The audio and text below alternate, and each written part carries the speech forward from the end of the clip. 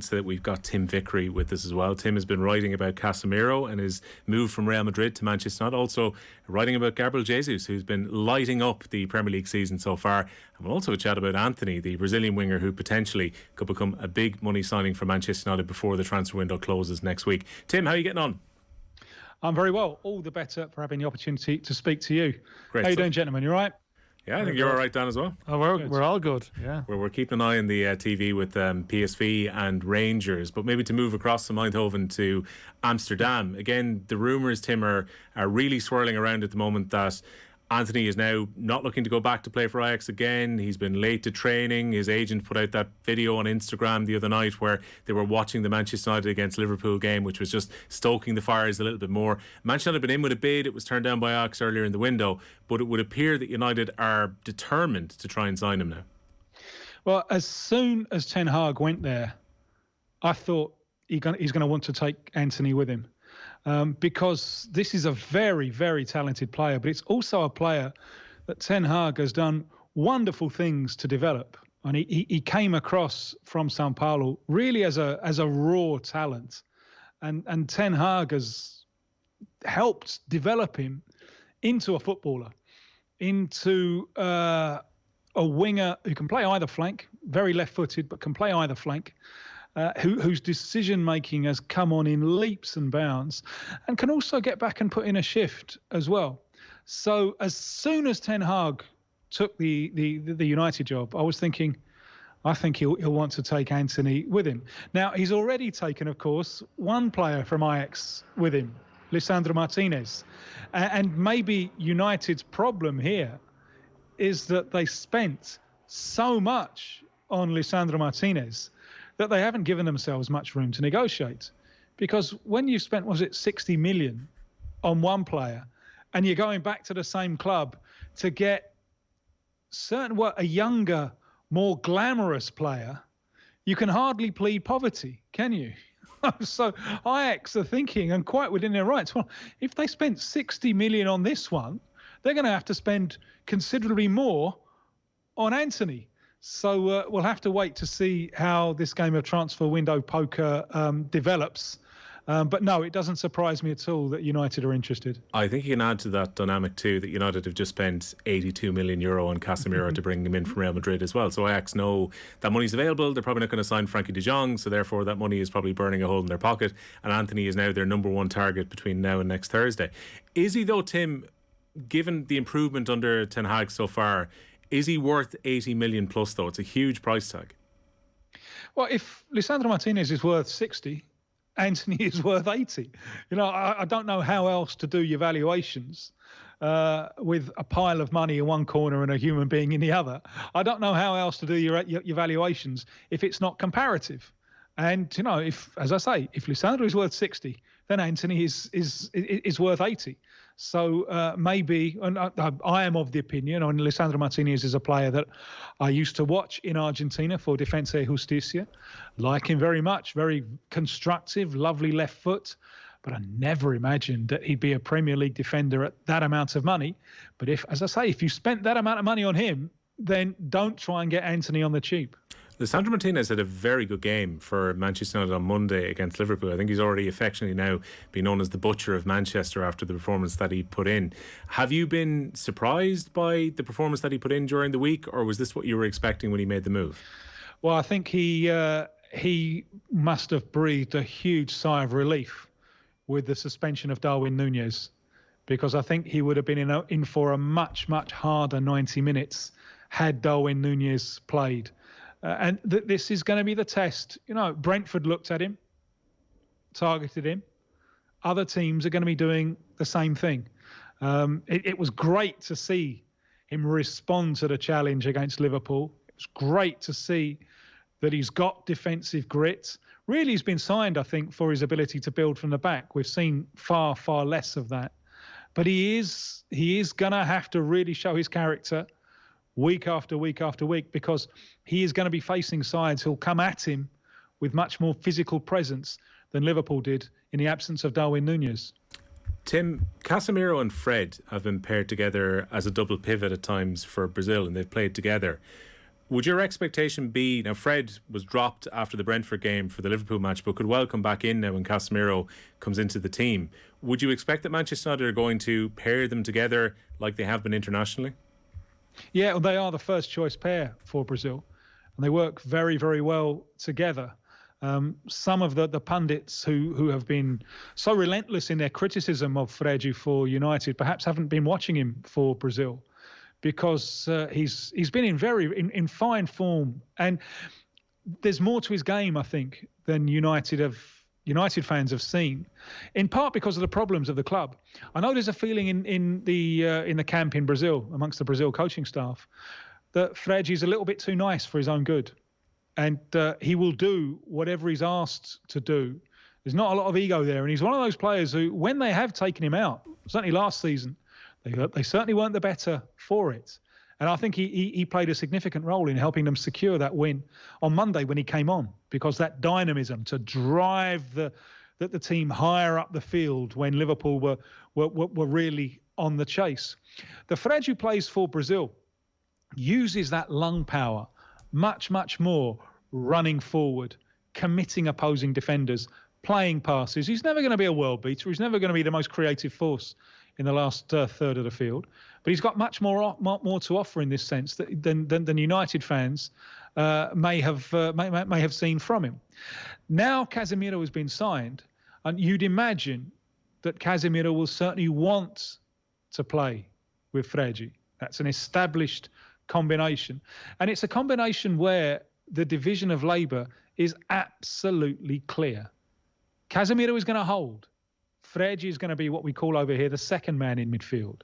So, yes, he can bomb forward, but he's got to come back as well. He's got to use that lung power, up and back, up and back, up and back. They complement each other quite well in that respect, because Casemiro is not the most mobile. He's not the quickest. And Fred supplies the lung power, the dynamism, and the mobility. So it would certainly be a surprise to me if Ten Hag doesn't use them in that way as his first choice midfield combination. Casemiro was a very different profile of player to what Manchester United seemed to be looking to sign when they were heavily interested in Frankie de Jong, and then they looked at Adrien Rabiot, who were more kind of progressive passers than Casemiro. But maybe this comes to a point that there was a very good player who comes available, and Manchester United felt they couldn't miss the opportunity to sign a 5-time European Cup winner. That's possibly true. I've got no inside track on this, although I would think it's probably truer that it's United who've looked for him rather than him becoming available, because certainly my expectation 5 minutes before this move became a possibility, Casemiro wasn't looking to get away from Real Madrid and wasn't imagining himself getting away from Real Madrid. My interpretation here is what's happened is that United have hit the panic button, and they've ended up signing a player who certainly wasn't in their original plans. Now, that can be read in a good way and a bad way. The bad way is that just 2 games in, because this happened before the Liverpool match, just 2 games in, the long term, the idea of the high pressing team, that's already been negotiated, because that's not Casemiro's game. He's not mobile enough for that, and he'll play deeper. So that's the bad news. It's only taken 2 games to blow the ship off course. The good news is that if you want someone to come in and just balance out the side, then you couldn't have done much better, both with the technical virtues he has. In his own quiet way, there's an aura around Casemiro. There's wonderful spatial awareness. There's wonderful ability to see the gaps, plug the gaps. Also, he moves the ball, transfers the ball quickly, efficiently to the more talented players ahead of him. And in his own quiet way, he's a leader. Brazil's coach refers to Casemiro as his competitive leader. Now, that's exactly the type of personality that United need in the situation that they currently find themselves. So that's the good news. You're bringing someone. I think that the Dutchman has seen that he needed someone to put his finger in the dike, and Casemiro is that figure. But it does mean that for the time being, at least, the idea of the dynamic high pressing side has been negotiated. You've been writing about Gabriel Jesus too, who has had a remarkable start to life at Arsenal. He seems freed up by the move from Manchester City. Further down the track, though, this might be good news for Brazil, that Gabriel Jesus may well become a major option for the number 9 position coming into the World Cup. Yes, and this is where it all started going wrong for Gabriel Jesus. Let's go back 5.5 years to when he joins City, start of 2017. At that point, he is Brazil's centre forward, and he looks like being the solution to what is a surprisingly long-running problem that Brazil has had in the centre forward position. Arrives at City, hits the ground running, at centre forward, even puts Agüero on the bench. And at that point, where's he going to go? No, he seems to have no ceiling. And the original Ronaldo was saying, this lad reminds me of the young me. It's taken a different route, hasn't it? And not all. It's never been a bad career, but it hasn't been as good as 2017 led us to believe. And all roads here lead to the trauma of the last World Cup. It's difficult to explain to Premier League fans just how important the World Cup is to a young Brazilian. 2014, he's a little-known youth footballer. He's out there with his mates painting the streets in preparation for the World Cup. Street murals and bunting and so on. The entire society mobilises. This is the dream. That 4 years later, he's got a chance to live out that dream as Brazil's centre-forward.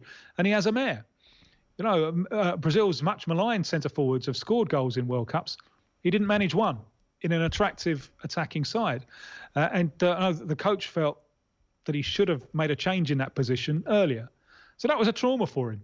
I think it's still a trauma for him. And it explains much of what's happened subsequently. After that, he kind of ran away from the idea of being a number 9. And here he is a little bit a victim of his own versatility, because he can operate all the way across the attacking line. But the key question, I think, is less the position that he's playing and more the confidence that he's playing it with, because that confidence just drained away. And recently he scored for Brazil in June in stoppage time of a friendly against South Korea when the score was already 4-1. It's a lovely goal, but it's not the most important of goals. You've got to go back to his previous goal for Brazil. He went 19 games without scoring a goal. 19 games and starting most of them. And he's too good a player for that. But he was carrying that trauma of 2019. So the vital thing that Arsenal have done for him, and remember, Arteta knows him from City, knows what he's capable of. Edu knows him from Brazil, knows what he's capable of. They've sat down and they've given him confidence, and he's up for the challenge. And you mentioned the World Cup there, Will, and the World Cup is vital for him, because the place where he can really bury that trauma of 2018 is Qatar 2022. And certainly until the squads were expanded to 26, he was sweating a little bit. Brazil have lots and lots of attacking options. I think he's now, even before the season started, I think he's all right to get in the squad. And he's showing now that he's an option to play in the starting lineup as well. It's been a fabulous, fabulous start to the season. You watch him playing for Arsenal at the moment, and you can't believe it's the same player who went 19 games for Brazil without scoring a goal. Yeah, Tim, I'm just curious. It's just the discussion has inevitably turned to the World Cup, just with a couple of those subjects that we've discussed there. How, at this stage, is it sort of cranking up in Brazil in terms of the discourse around the World Cup? I'm thinking of little things like Alisson had a little injury there at the start of the season, Neymar and sort of the various travails at PSG and stuff. Is this something that's because it's potentially quite an exciting team, but is everything that's happening in European football now being viewed through the prism of the World Cup in some way? Even players' movements, things that are happening, it's all in the context of what's coming and what it means to a Brazilian, as you've said. Absolutely correct. And all these moves are being seen from that prism. So Gabriel Jesus, there's no doubt about it. And he moved because of the World Cup. Richarlison moved despite the World Cup, because Richarlison has got himself in a place where, what worked well for Tottenham the back end of last season, the front three. So, he's got a real job to get in the side. But that's Richarlison. He's confident. He'll back himself in any situation. I think with Casemiro, ideally, in a perfect world, this offer would have come in January. But it was now or never. We're back to the panic, get someone to put his finger in the dike So in a perfect world, he wouldn't have rocked the boat until January, but that's not the way it played out. So yeah, indeed, everything is being seen through the prism of the World Cup. And one of the things that they're most excited about in Brazil is Neymar, because he looks sharp, he looks focused. And also, if you look at his recent club record, the kind of injury problems have tended to happen after Christmas.